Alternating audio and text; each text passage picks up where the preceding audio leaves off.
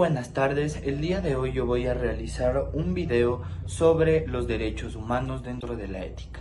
En sí, este es una propuesta basada en la lógica y conectada y abordada en torno al derecho, que es la materia que yo estudio. Yo la he titulado La dignidad, derechos y libertad para la ética, que en sí hay que explicarlo. Bueno, mi nombre es Luis Freire y estudio en quinto de Derecho. Hoy quiero yo en sí hablar de tres conceptos demasiadamente fundamentales que en sí son, como decir, el centro de todos los temas o la piedra angular no solo de nuestra carrera, que es derecho, sino de toda una sociedad entablada mediante la ética, que es la dignidad humana, los derechos humanos y la libertad dentro de los derechos humanos. Hay que entender que nosotros como futuros abogados, esta trilogía de dignidad, derechos humanos y libertad en torno a estos derechos humanos, tenemos que defenderla y es nuestro deber ético fundamental de la carrera de derecho. Ahora, hay que entender primero qué es en sí la dignidad humana, que la dignidad a menudo en sí la confundimos con portarse bien o ciertas conductas que están socialmente aceptadas, pero hay que entender que estas conductas socialmente aceptadas o que te dan cierto estatus, en sí en el derecho y en la ética esto cambia un poco, ya que la dignidad es algo mucho más profundo, es un valor intrínseco dentro de la persona que es incalculable. En sí todo ser humano posee esta dignidad por el simple hecho de ser humano.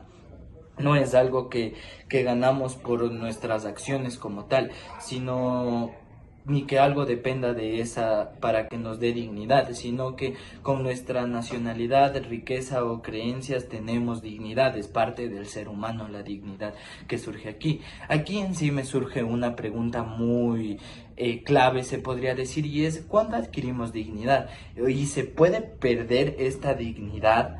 Y la respuesta es que la dignidad en sí se tiene desde el momento en que nacemos o que existimos y que no se pierde nunca, no se pierde la dignidad nunca. Un error en sí que nosotros tenemos como sociedad enmarcados dentro de nuestra sociedad es pensar que una persona que comete un crimen atroz o que realiza una conducta que no es ¿cómo se podría? La generadora de buenos gustos dentro de la sociedad, es una conducta socialmente no aceptada, pero tal vez para otras sociedades son aceptadas, pierde la dignidad de esta persona. Y esto éticamente es un estilo incorrecto que se ha venido manejando a lo largo de los años, ya por costumbre o ya por las creencias diferentes que tienen las personas, pero simplemente hay que entender que esto no significa que pierde la dignidad de esta persona. Esta persona podrá perder su libertad, sí, pero sus derechos dentro de su proceso de locomoción. Nunca se pierde la humanidad esencial que tiene, los derechos humanos que tiene la persona. Si hablamos dentro de temas normativos, diferentes tratados internacionales como la Convención de los Derechos Humanos dentro de la ONU establece que está amparado estos derechos humanos para proteger al ser humano, la libertad, los derechos, y como ya lo establecí, incluso en las personas que tienen diferentes circunstancias prohibimos la tortura, no torturamos al criminal, porque en sí hacerlo sería rebajarnos como sociedad a negar esta dignidad que tiene inherente, que tienen todas las personas. Ahora vamos a la parte 2, que son los derechos humanos. En sí los derechos humanos dentro del mundo tiene que ver bastante con la dignidad y cómo la protegemos dentro del mundo real. Ahí es en sí donde surge diferentes dudas, ya que entran los derechos humanos, y los derechos humanos en sí no son regalos de los gobiernos, sino es algo intrínsecamente de la persona, son herramientas legales y morales que la sociedad ha creado precisamente para que esa dignidad no sea vulnerada. Y la parte final sobre mi exposición en sí trata sobre la libertad y la expresión dentro de la dignidad, ya que finalmente hablamos de la libertad, y en sí la libertad en sí es una capacidad de actuar, de elegir y de construir nuestro propio proyecto de vida.